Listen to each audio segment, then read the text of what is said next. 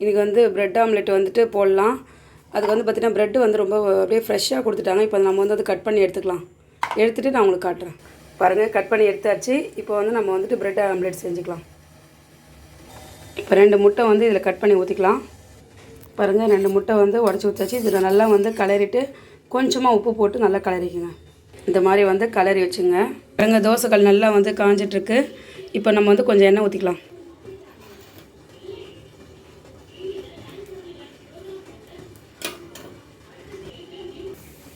இப்போ வந்துட்டு முட்டையை வந்து ஊற்றிக்கலாம்.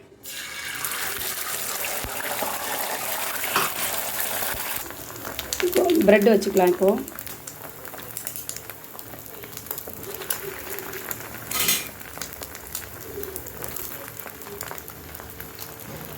இப்போ நல்லா வந்து குக் ஆகட்டும். இப்போ வந்து மடிச்சுக்கலாம்.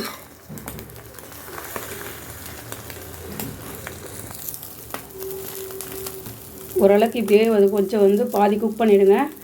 அதுக்கப்புறம் நாங்கள் கொஞ்சம் மசாலா போட்டு கொஞ்சம் ஃப்ரை பண்ண போகிறோம். ஓகேங்களா? புதுசாக ஒரு ட்ரை தான், நல்லா இருக்கான்னு பார்க்கலாம். இப்போ வந்துட்டு இதை வந்து கட் பண்ணிக்கலாம். உங்களுக்கு ஏற்ற மாதிரி வந்து கொஞ்சம் சின்ன சின்னதாக கட் பண்ணி வச்சுக்கோங்க. பாருங்கள், இந்த மாதிரி வந்துட்டு ஸ்லைஸாக கட் பண்ணிக்கலாம்.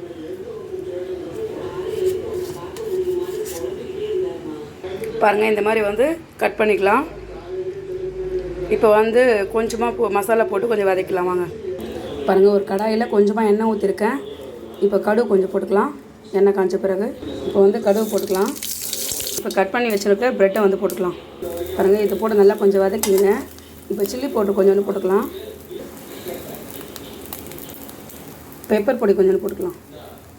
உப்பு கொஞ்சமாக போட்டுக்கலாம்.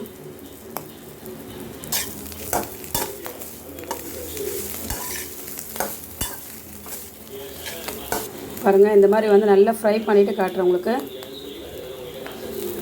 பாருங்கள், சூப்பராக வந்து ப்ரெட்டு ஆம்லெட் ஃப்ரை வந்து ரெடி ஆயிடுச்சு. நீங்களும் வந்து இந்த மாதிரி வந்து டிஃப்ரெண்ட்டாக வந்து செஞ்சு பாருங்கள். பிடிச்சிருந்தால் லைக் பண்ணுங்கள், ஷேர் பண்ணுங்கள், கமெண்ட்ஸ் பண்ணுங்கள், சப்ஸ்கிரைப் பண்ணுங்கள். தேங்க்யூ.